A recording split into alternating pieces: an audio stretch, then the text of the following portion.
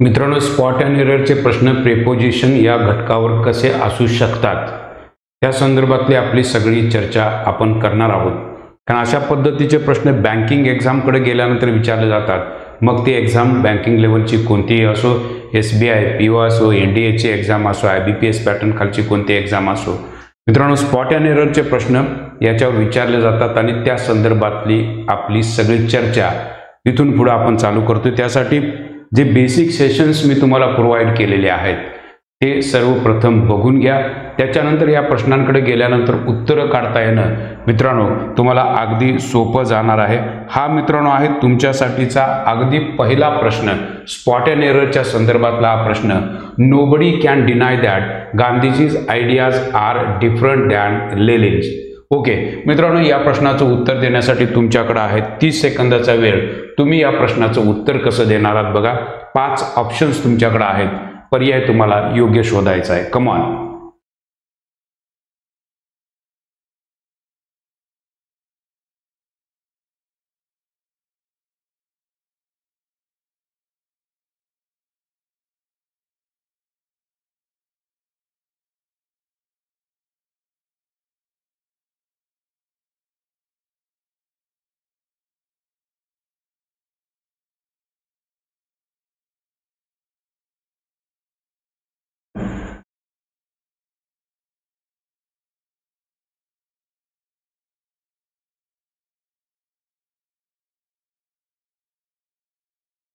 मित्रांनो, प्रश्नाकडे बघितल्यानंतर तुम्हाला काही चूक सापडते का बघा.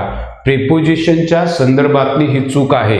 Nobody can deny that Gandhiji's ideas म्हणजे गांधीजींच्या आयडिया. ओके, इथं जेनेटिव्ह केस आहे, पजेसिव्ह केस या ठिकाणी दिसते. लेनिन्स हे सुद्धा अगदी बरोबर आहे. पण या ठिकाणी मित्रांनो ध्यान येणार नाही, डिफरंट फ्रॉम पाहिजे. म्हणजे हे प्रेपोजिशन या ठिकाणी अपेक्षित आहे. बघा वाक्य वाचून. Nobody can deny that Gandhiji's idea are different from. Okay, डिफरंटला फ्रॉम लागतं. फ्रॉम म्हणजे पासून, अशा अर्थानं त्यांच्यापासून त्या वेगळ्या होत्या अशा अर्थ. नोबडी कॅन डिनाय, कुणीही डिनाय करू शकत नाही that Gandhiji's ideas are different from Lenin's. म्हणजे लेनिनच्या ज्या आयडिया होत्या त्याच्यापासून गांधीजींच्या आयडिया ज्या आहेत त्या वेगळ्या होत्या. अशा पद्धतीचं हे उदाहरण. डिफरंट फ्रॉम हे यायला पाहिजे. म्हणजे उत्तर मित्रांनो तुमचं येणार आहे ते म्हणजे 3 नंबर. अशा पद्धतीचे प्रश्न सोडवत असताना थोडासा वाचनाचा सराव असेल तर उत्तर अगदी सहज काढता येतात, लॉजिक चालवता येतं. पुढचा प्रश्न अशाच पद्धतीचा तुमच्यासोबत काय आहे बघा. वेळ तुम्हाला परत एकदा 30 सेकंदाचा आहे. He was very much eager in his work Wien the thieves entered into his house and टूक अवे लॉट ऑफ थिंग्स.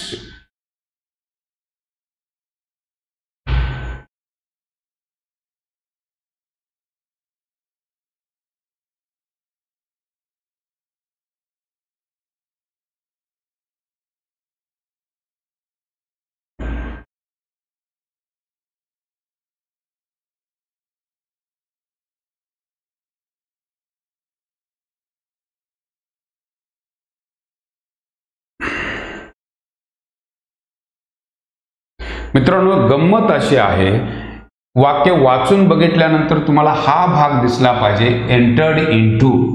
मित्रांनो, एंटर हा शब्द जर आपण घेतला तर याचा अर्थ होतो मित्रांनो आत प्रवेश करणे. बरोबर, आत प्रवेश करणे असा याचा अर्थ होतो एंटरचा. मग जर आत हा शब्द या शब्दातच असेल तर मित्रांनो इथं इनटू लावायची गरज नाही. ही बाजू लक्षात घ्या. एंटर्ड किंवा एंटर्ड या क्रियापदाला इनटू लावायची गरज नसते, कारण त्याच्यातच मुळात त्या शब्दातच आत असा शब्द आहे. एंटर म्हणजेच आत प्रवेश करणे. मग इनटू लावायची काहीही गरज नाही. म्हणून या ठिकाणी तुमचा परत एकदा पर्याय बरोबर येणार आहे, तो म्हणजे सी हा ऑप्शन अगदी बरोबर. अशा पद्धतीचे प्रश्न मित्रांनो विचारले जातात. कॉमन सेन्स आपल्याकडे थोडासा जागा असेल, प्रश्नाची उत्तरं अगदी सहज काढता येतील. पुढचा प्रश्न बघा अशाच पद्धतीचा. काय याचं उत्तर द्याल. While she was returning from college ruffian attacked on her with dagger. काय मित्रांनो उत्तर द्या.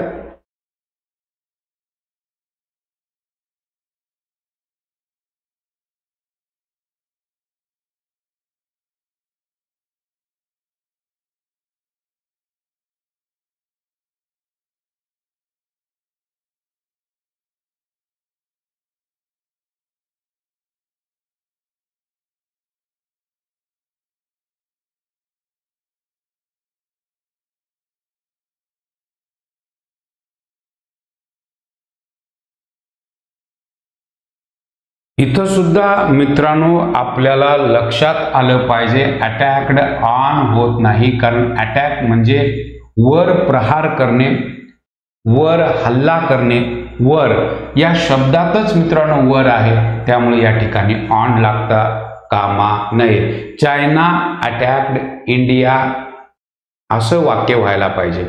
ऑन येणार नाही आहे, लक्षात घ्या. अटॅक्डला ऑन लागणार नाही आहे. ही बाजू तुमच्या लक्षात यायला पाहिजे. बघा, tiger attacked him, tiger attacked him, on him होणार नाही, कारण अटॅक या शब्दातच वर हल्ला करणे असा त्याचा अर्थ आहे. परत या ठिकाणी वर असा ऑन या ठिकाणी घ्यायची गरज नाही. म्हणजे प्रत्येक क्रियापदाला लागून येणारं जे प्रिपोजिशन आहे त्याचा विशिष्ट पद्धतीच्या अर्थासहित असणारा अभ्यास आपल्याला उपयोगी ठरेल. पुन्हा हे वाक्य मी रिपीट करतो, लक्षात घ्या. क्रियापद, क्रियापदासोबत आपल्याला प्रिपोजिशन वापरायचं आहे का नाही हे त्याच वेळा कळेल जर त्या क्रियापदाचा अर्थ व्यवस्थित माहिती असेल. जसं मी म्हणालो, एंटर म्हणजे आत प्रवेश करणे, त्या क्रियापदातच आत हा शब्द आहे, त्यामुळे तिथे इंटू येता कामा नये. इथं सुद्धा अटॅक म्हणजे वर हल्ला करणे, वर हे त्या मूळ क्रियापदातच आहे, त्यामुळे ऑन या ठिकाणी येता कामा नये. अभ्यास मित्रांनो अशा पद्धतीनं असेल 100%. मग हा जो अभ्यास आहे हा चर्चेतून तुम्हाला कळत जाईल. चर्चेतून मी तुमच्याशी चर्चा करालोय, या चर्चेतून प्रत्येक मुद्दा हा हळूहळू तुमच्यापर्यंत पोहोचवला जाईल. जे मी तुमच्याशी बोलायला लागलो मित्रांनो हे नोट डाऊन करा.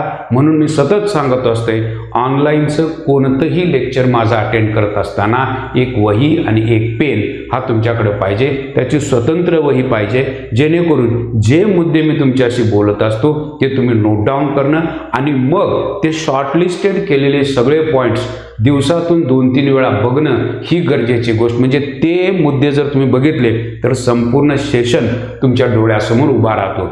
मुद्दा गांभीर्यानं घ्या मित्रांनो. हे तुम्हाला कळालेलं आहे का? बघा, अटॅक्डला ऑन लागणार नाही, म्हणजे या ठिकाणी हे ऑन जे आहे हे ऑन काढून टाकावं लागेल. डी हा ऑप्शन ॲब्सोल्युटली करेक्ट, हे ऑन येणार नाही. अशा पद्धतीचे प्रश्न मित्रांनो आपल्याला दिसतात. पुढचा प्रश्न बघा. The decline of his moral was caused by a lot of factors that were once fascinating to him. 30 सेकंदाचा वेळ. परत बघूया या प्रश्नाचं उत्तर तुम्ही कसं देता.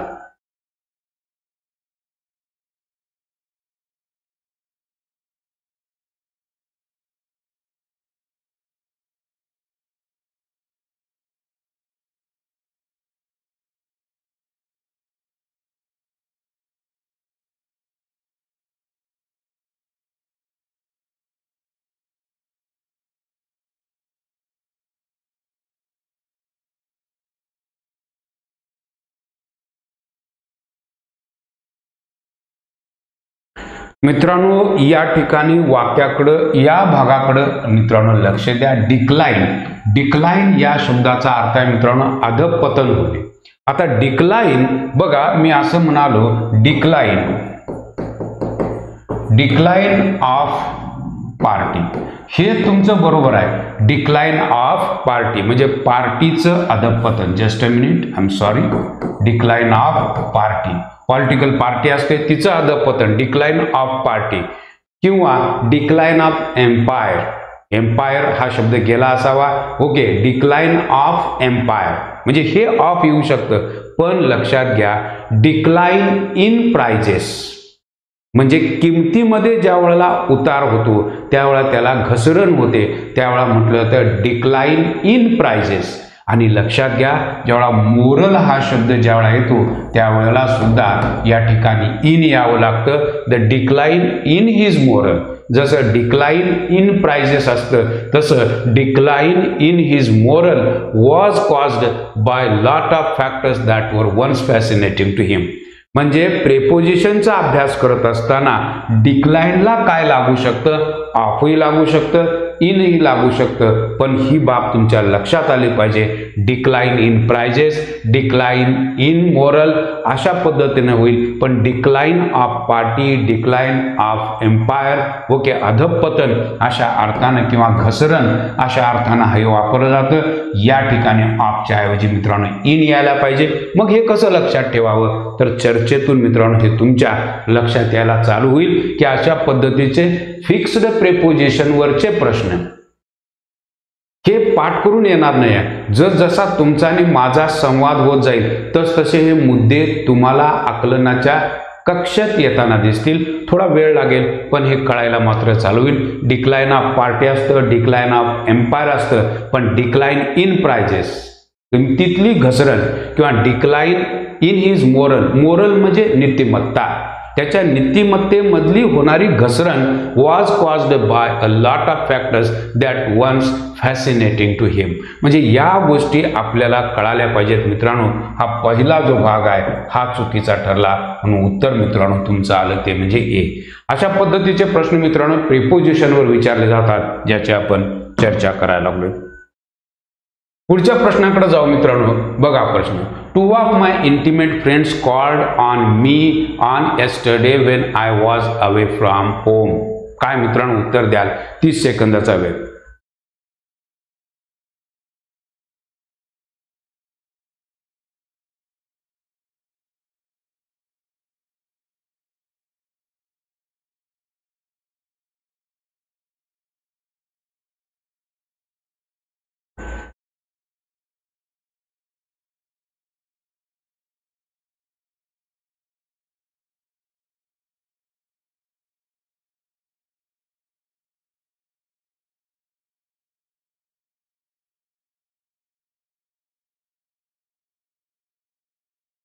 मित्रांनो एक गोष्ट लक्षात घ्या की या ठिकाणी ऑन येस्टरडे आलेला आहे. येस्टरडे असेल, ओके, टुडे असेल, टुमॉरो असेल, याला कधीही प्रिपोजिशन लागणार नाही, हे ऑन येणार नाही. पण वार असेल, वार मित्रांनो, okay, on Sunday, on Monday, on Tuesday, on Saturday हे होऊ शकतं. पण yesterday, today, tomorrow, a day before yesterday कधीही याच्या पाठीमागं ऑन लागत नाही. ही बाजू मित्रांनो तुमच्या लक्षात आली असेल तर मित्रांनो या प्रश्नाचं उत्तर अगदी बरोबर येईल. हे ऑन येता कामा नये, त्यामुळं या ठिकाणी ऑन येस्टरडे मित्रांनो हा भाग मित्रांनो चुकीचा आहे. या ठिकाणी ऑन येणार नाही, ही बाजू तुमच्या लक्षात येऊ दे. Yesterday, today, tomorrow, a day before yesterday असं ज्या वेळेला असतं मित्रांनो, टू नाईट असेल तरीही मित्रांनो ऑन येणार नाही. कारण हे जे शब्द आहेत हे शब्द बऱ्याच वेळेला ॲडवर्ब म्हणून काम करतात आणि प्रेपोजिशन नंतर येणारा शब्द नाऊन किंवा प्रोनाऊन असतो. संडे, मंडे, ट्यूजडे, वेन्सडे हे सगळे शब्द नाऊन आहेत, ते चालू शकतं. त्यामुळे त्याच्या पाठीमागं तुम्ही ऑन वापरू शकता, पण या शब्दांच्या पाठीमागं मात्र तुम्हाला ऑन वापरायचं नाही आहे. मुद्दे किती क्लिअर व्हायला लागलेत बघा. प्रत्येक गोष्ट नोट डाऊन करा, व्यवस्थित अभ्यास करा, कुठंही अडचण येताना मित्रांनो दिसणार नाही. पुढचा प्रश्न मित्रांनो काय आहे बघा. Okay, Simon took me to a hotel and ordered for 2 cups of coffee which the waiter bought in no time. काय मित्रांनो उत्तर द्या.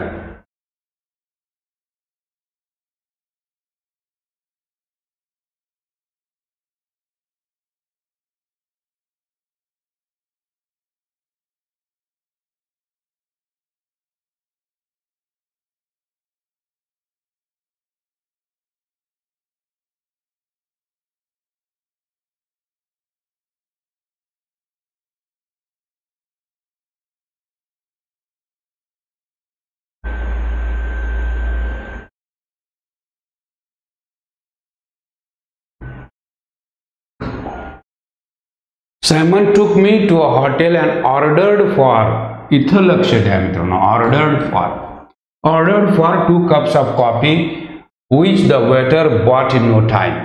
मित्रांनो काय उत्तर आहे बघा. ऑर्डर्ड या शब्दाला कधीही फॉर लागत नाही. जसं मी म्हणालो आय ऑर्डर्ड राजू, मी राजूला ऑर्डर दिली. ऑर्डरला कुठंही प्रिपोजिशन तुम्हाला दिसणार नाही. कोणतीही गोष्ट मागवलेली असेल तरी सुद्धा I ordered coffee, I ordered tea, I ordered meal. Okay, मी जे काय समोर ऑब्जेक्ट लिहीन त्याला फॉर लागता कामा नये मित्रांनो. हा भाग चुकीचा आहे. ऑर्डरच्या नंतर फॉर येता मित्रांनो कामा नये, ही बाजू लक्षात घ्या. म्हणजे हळूहळू या गोष्टी तुम्हाला कळायला चालू होतील की कुठं प्रेपोजिशन वापरायचं आहे, कुठं वापरायचं नाही. आणि हे कॉमन प्रश्न आहेत मित्रांनो. Simon took me to a hotel and order 2 cups of coffee which the waiter bought in no time. मित्रांनो, अशा पद्धतीनं जर शिकत आपण गेलो तर उत्तरं अगदी सहज येतील. काय मित्रांनो या प्रश्नाचं उत्तर द्याल? The students complained to the principal against the warden and the poor management of the hostel.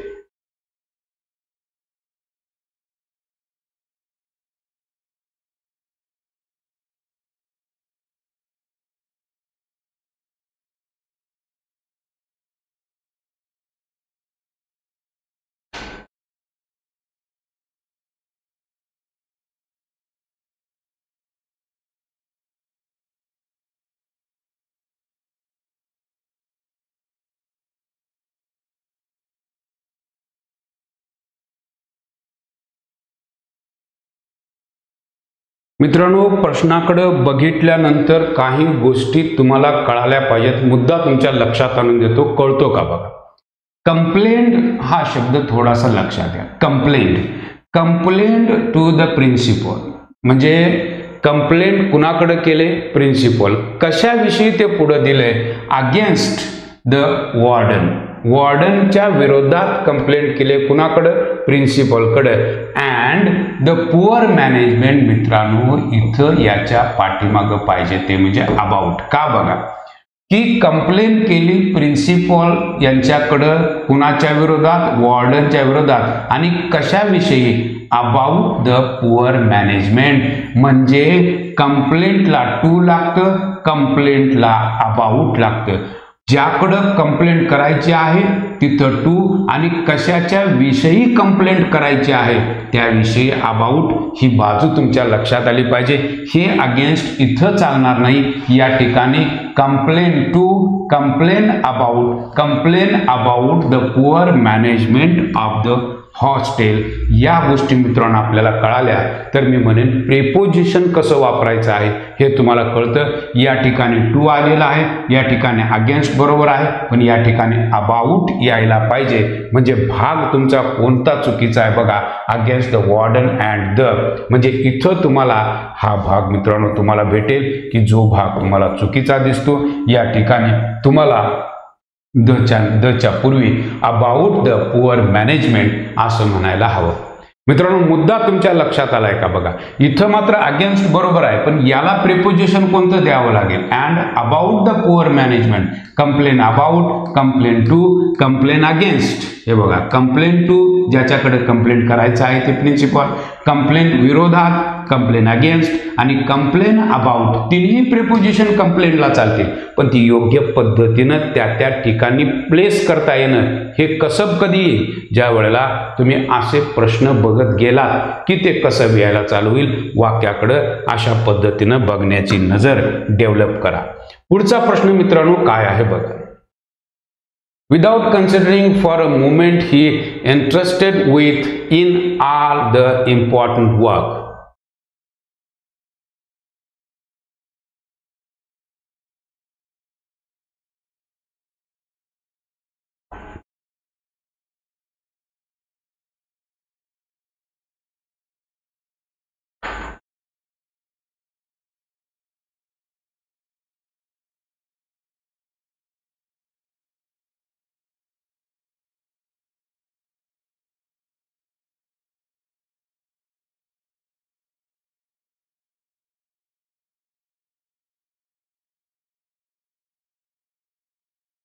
मित्रांनो, कॉमन गोष्ट लक्षात ठेवा. एन्थ्रस्टेड ज्यावेळा असतं त्यावेळा इन येत नाही, या ठिकाणी विथ यायला हवं. Entrusted me with all important work. ही बाब लक्षात यायला पाहिजे. उत्तर मित्रांनो येणार आहे ते म्हणजे सी. 10 वेळेला म्हणून ठेवा. एन्थ्रस्टेड विथ, एनथ्रस्टेड विथ हे ज्या वेळेला तुमच्या डोक्यात असं पक्क बसेल त्यावेळेला मित्रांनो तुमच्या लगेच लक्षात येतं की प्रेपोजिशनच्या वापरामध्ये कुठं चूक व्हायला लागले हे चढदिशी कळतं. कारण प्रेपोजिशन ही वाक्यामध्ये येत असताना पाठीमागं असणाऱ्या क्रियापदावर बरीच अवलंबून असतात. त्या क्रियापदाशी संबंधित ते प्रेपोजिशन असतं, त्यांच्या जोड्या तयार होतात. यालाच म्हटलं जातं मित्रांनो फिक्स्ड प्रेपोजिशन्स. ती आपल्याला माहिती असणं अत्यंत गरजेची गोष्ट आहे. मग असे प्रश्न चुटकी सरशी सुटतात. पुढचा प्रश्न मित्रांनो काय आहे बघा. Yes, somebody reported me that Suchitra had fallen in the well and nobody had tried to save him.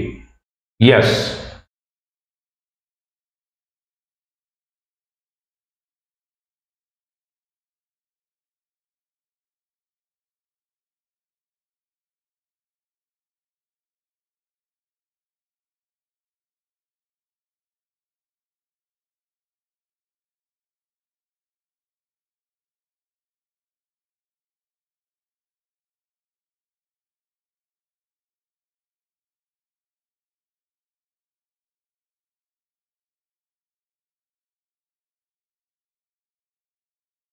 मित्रांनो पहिली बाजू तुम्हाला सांगतो की या ठिकाणी okay somebody reported me that Suchitra had fallen in. Suchitra हे नाव मुलगीचंही असतं मुलग्याचंही असतं. जसं किरण आहे तशा पद्धतीनं किरण हे नाव मुलगीचंही असतं आणि मुलाचंही असू शकतं. तसं म्हणून या ठिकाणी हिम आलेलं आहे. राईट प्रोनाउनची चूक नाही आहे. पण बघा मी तुम्हाला शिकवलं होतं इंटूचा वापर.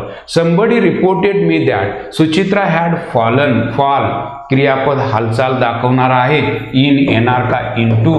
मित्रांनो या ठिकाणी इंटू अपेक्षित आहे. Fallen into the well. Well म्हणजे विहीर. And nobody had tried to save him. मित्रांनो अशा पद्धतीची वाक्य ज्यावेळेला आपण बघत जाऊ म्हणून सांगितलं होतं हालचाल दाखवणाऱ्या क्रियापदांसोबत इंटू वापरलं जाऊ शकतं, अपॉन वापरलं जाऊ शकतं, ओव्हर वापरलं जाऊ शकतं. बेसिक सेशन जर तुम्ही बघितले तर मित्रांनो ते अगदी सहज तुमच्या लक्षात आल्याशिवाय राहणार नाही. पुढचा प्रश्न बघा काय आहे. There are certain animals that can live without any effort both in water and land. या बात मित्रांनो प्रश्नाचं उत्तर काय द्याल. 30 सेकंदाचा वेळ चालू झालेला आहे.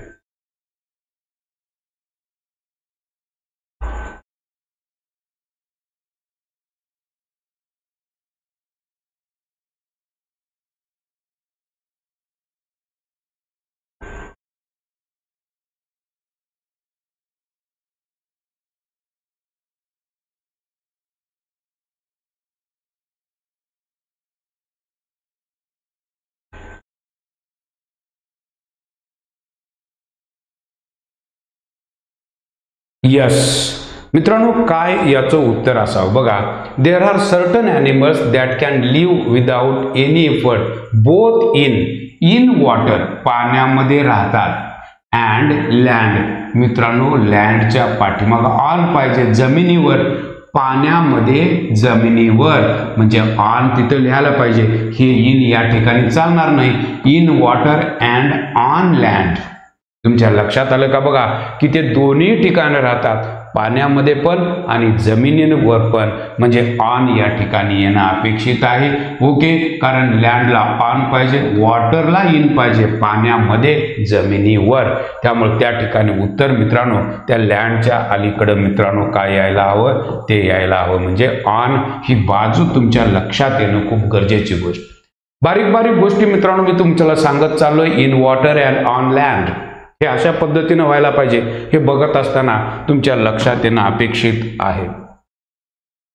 पुढचा प्रश्न मित्रांनो काय आहे बघा. The plan was to go for the cinema but owing to certain hindrances it failed.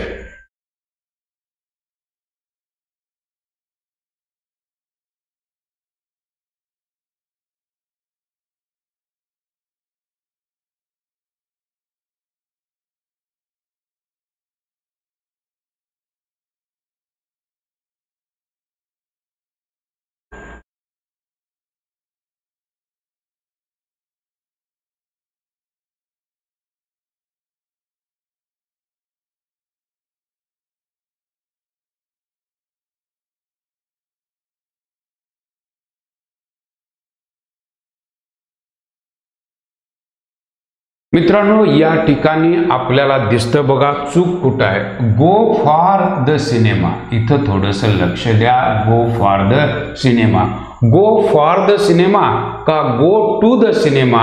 Go to. मित्रांनो, काय व्हायला पाहिजे? आपण म्हणताना बघा आय गो टू स्कूल, बरोबर. तसं मित्रांनो गोला टू लागायला पाहिजे. या ठिकाणी फार येणार नाही. The plan was to go to the cinema but owing to certain hindrances it failed. म्हणजे एक गोष्ट लक्षात पाहिजे, गो टू द सिनेमा या ठिकाणी टू स्कूल येतं, गो टू स्कूल. तसंच या ठिकाणी गो टू द सिनेमा पाहिजे. म्हणजे त्या फॉरच्या ऐवजी मित्रांनो टू असायला हवं. ही गोष्ट आपल्याला कळाली का बघा, की या ठिकाणी गो टू पाहिजे. ए हा ऑप्शन अगदी बरोबर. अशा पद्धतीनं मित्रांनो उत्तर काढता येणं. बघत राहा, ऐकत राहा. हळूहळू हळू या बारीक सारीक गोष्टींची चर्चा तुमच्या लक्षात यायला सुरू होईल. प्रश्न काय आहे बघा. My friends proposed me that we should go to the movie and then have a dinner at hotel. 30 सेकंदाचा वेळ. वाचून तर दाखवलंय, वेळ चालू झाली.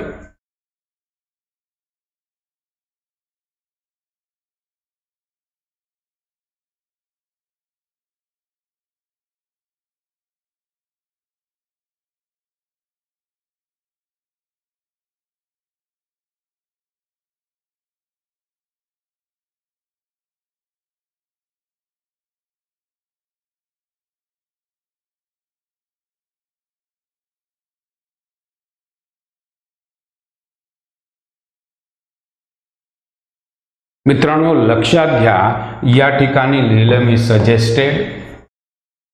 Okay, suggested. मी म्हणालो रिपोर्टेड. ओके, किंवा मी म्हणालो प्रपोज्ड.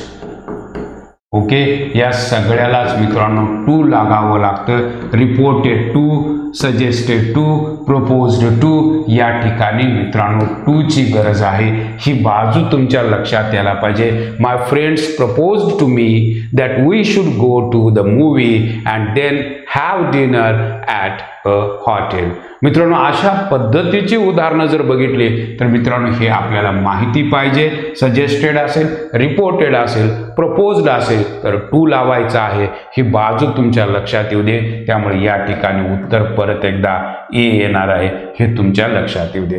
या सगळ्या गोष्टींची चर्चा मित्रांनो तुम्हाला समृद्ध बनवत जाईल प्रिपोजिशनच्या संदर्भात. यस, पुढच्या प्रश्नाकडे जाऊ मित्रांनो. प्रश्न काय आहे बघा. She became able to free herself with her debts from working day and night.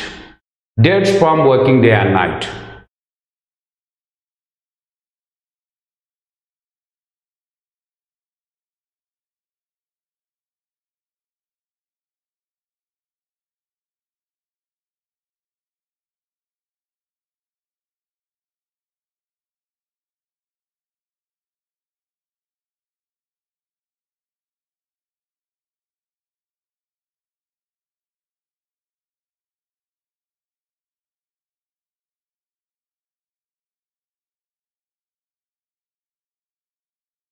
मित्रांनो या प्रश्नाचं पहिल्यांदा मला उत्तर द्या.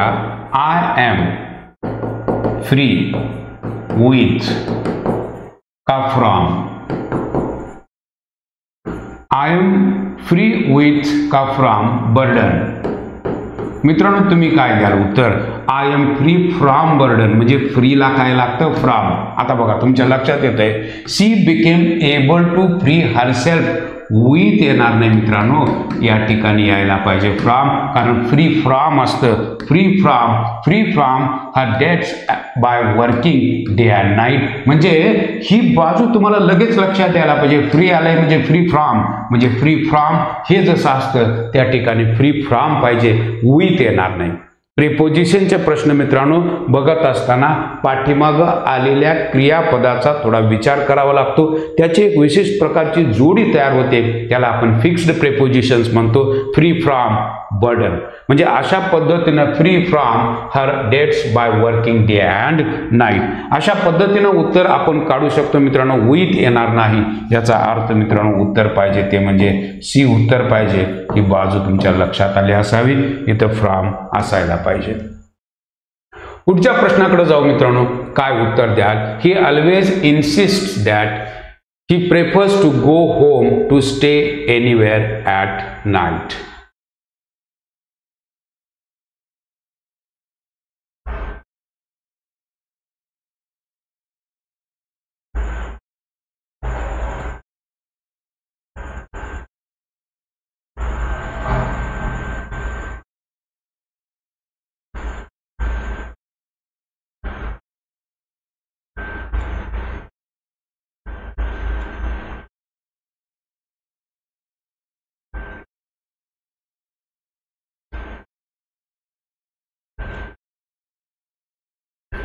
मित्रांनो, प्रश्न क्रिटिकल आहे, तसा लगेच कळणार नाही. बघा, प्रेफर या क्रियापदाला मित्रांनो टू लागतं. हे ॲडजेक्टिव्ह नावाच्या चॅप्टरमध्ये सुद्धा बोललो होतो. Prefers two is absolutely correct. पण या ठिकाणी मित्रांनो टू येणार नाही, इथं येणार आहे रादर दॅन.